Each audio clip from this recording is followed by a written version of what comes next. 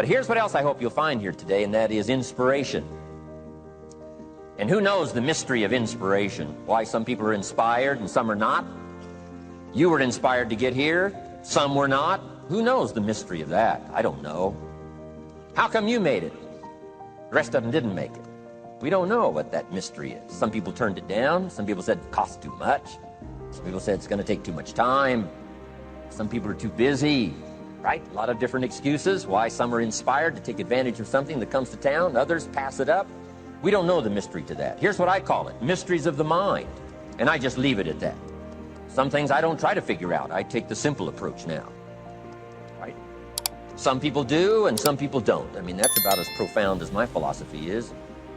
Some buy and some don't buy. Some go for it and some don't. Some change and some don't. And if you've been around for a while, you can usually work out the numbers, right? Out of 10, 3 do, 7 don't.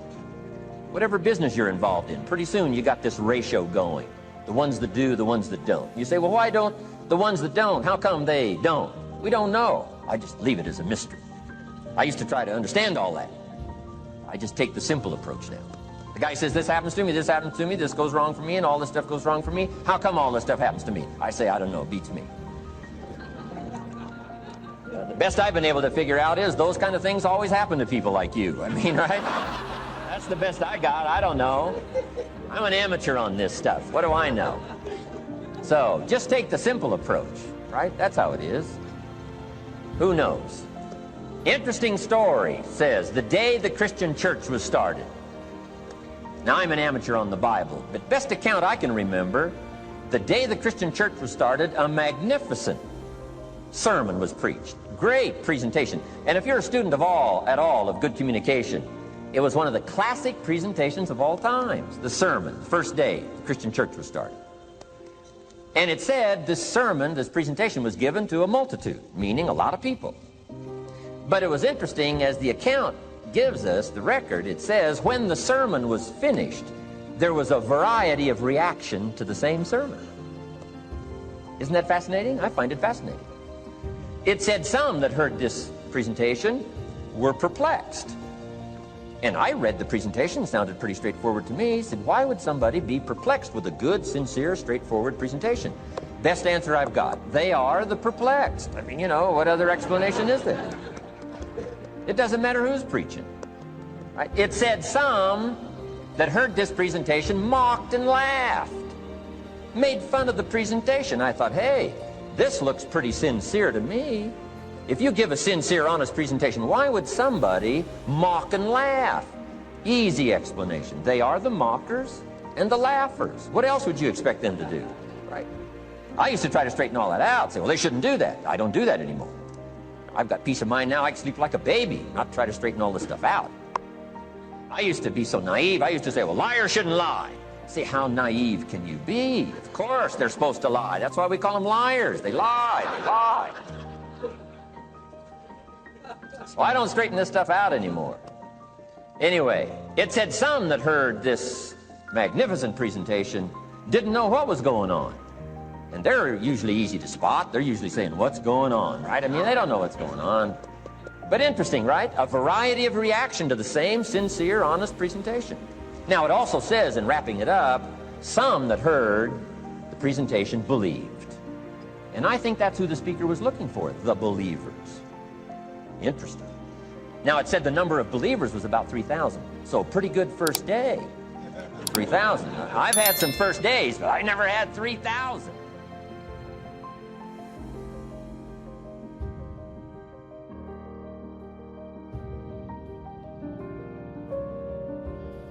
Over caution. Some people never will have much. They're too cautious.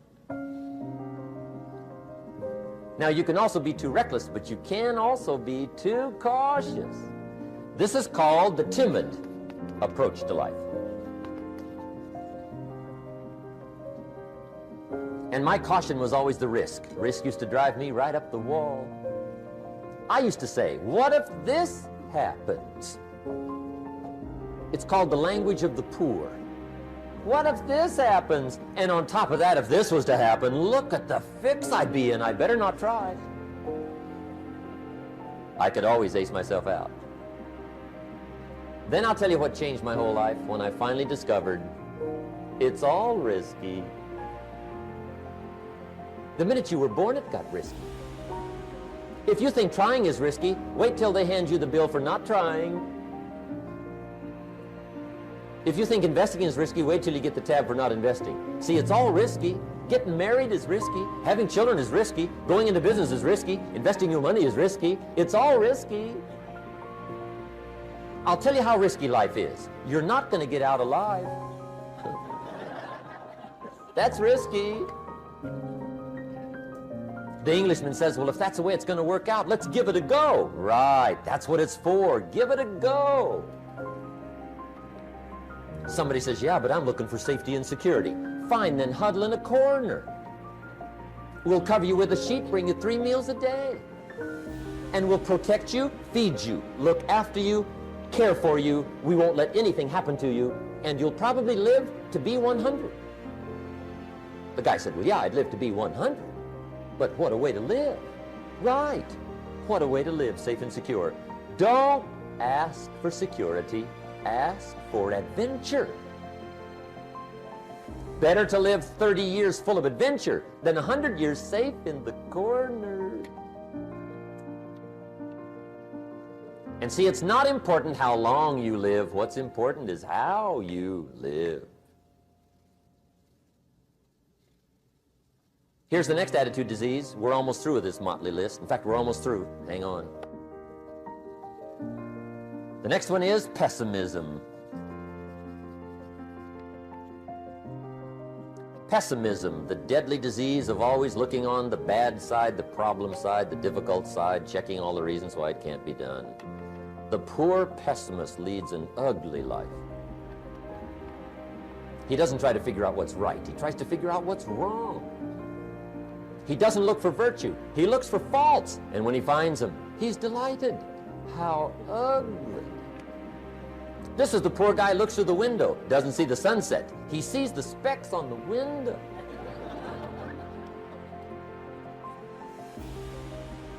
And this is the poor guy, right, who rushes up, takes such leave of his senses. This guy rushes up and he says, I've got 5 good reasons why it won't work. He's so dumb he doesn't know all he needs 1. He's got 5.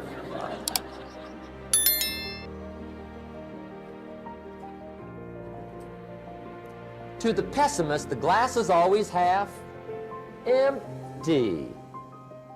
To the optimist, the glass is half full. Why would the same measure affect people 2 different ways? Answer, it all depends on how you look at it.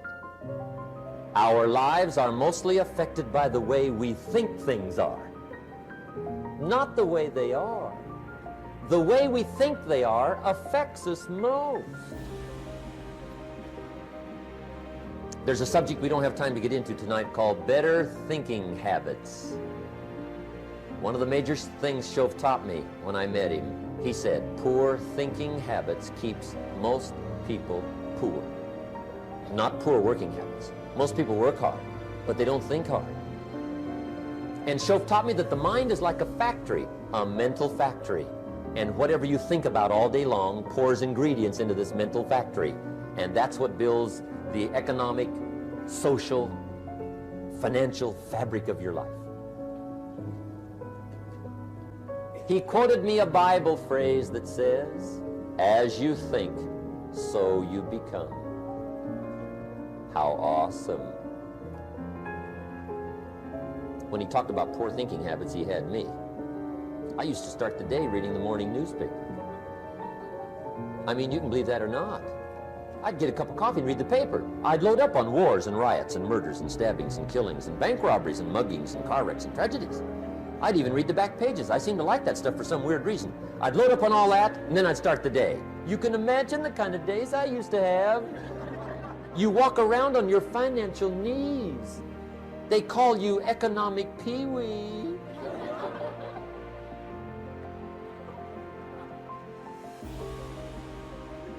The guy says, I want to be a great leader.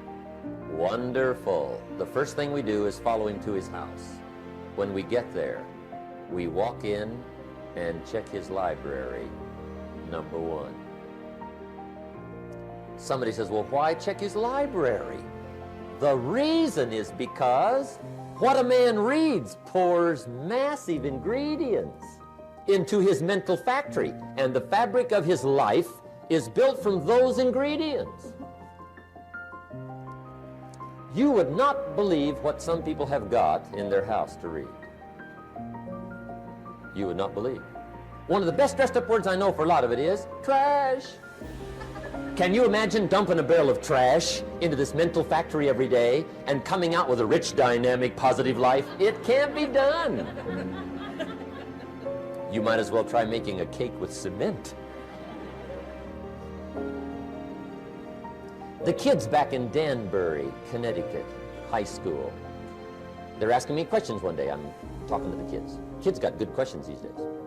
One of them said to me, Mr. Rohn, how do you build the good life? I said, it's simple. It's not easy, but it's simple. Here's how you build anything. Select the right ingredients, keep out the wrong ingredients, and it starts with thought. Everything starts with thought. So you must be wise and careful what you think about, because that starts everything. You got to be wise and careful. I asked the kids, what would happen if somebody dropped sugar in my coffee? They said, well, you'd be okay. I said, what if somebody dropped strychnine in my coffee? They said, well, you'd be dead. I said, correct. Lesson 1. Life is both sugar and strychnine. You gotta be careful. I said, what if my worst enemy drops in the sugar? They said, will you be okay? I said, what if my best friend, even by accident, drops in the strychnine? They said, well, you'd be dead. I said, correct. Lesson 2, watch your coffee.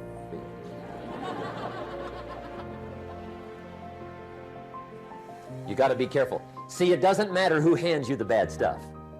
It doesn't matter where you get the bad stuff. It'll still do its damage on your bank account, wherever you get it. Mr. Schoaf gave me one of the greatest phrases when I first met him when he said, Jim, every day stand guard at the door of your mind. How important. Stand guard at the door of your mind. And you decide what goes into your mental factory. Don't let anybody just dump anything they want to in your mental factory, because you've got to live with the results. Okay, here's the last disease, and we're through with this list. In fact, we're almost through. Hang on. The last subject is very brief. The last disease, but this one is deadly. Engage in this one, indulge in it even slightly, and you might as well forget the future, because it's going to forget you. Complaining, crying, whining, griping, a Bible word called murmuring. See, that'll ace your future. Spend 5 minutes complaining, and you have wasted 5. And you may have begun what's known as economic cancer of the bone. Surely they will soon haul you off into a financial desert and there let you choke on the dust of your own regret. I hope I said that well, so you won't forget. It's a deadly disease. If you don't think it's bad, ask the children of Israel of Old Testament fame. Typical of us all, their story just happened to get in the book. Story says, children of Israel were slaves. God performed a series of dazzling miracles and got them out. And now they're heading for the promised land. Remember the story? Heading for the promised land. Tragedy of the story, they never got there. Reason. From day one, they started to complain. They griped about the water. They griped about the weather. They whined and cried and griped about the food. They griped about the leadership. They whined and cried because it was too far, too cold, too hot, too difficult, too miserable. I mean, they whined and cried for years. Finally, God said, I've had it, trip canceled. Or something like that. The story says they died in the desert, never got to the promised land. Which I think means two things. Indulge in this long enough, you get your future canceled. And I guess it also means even God himself can only take so much.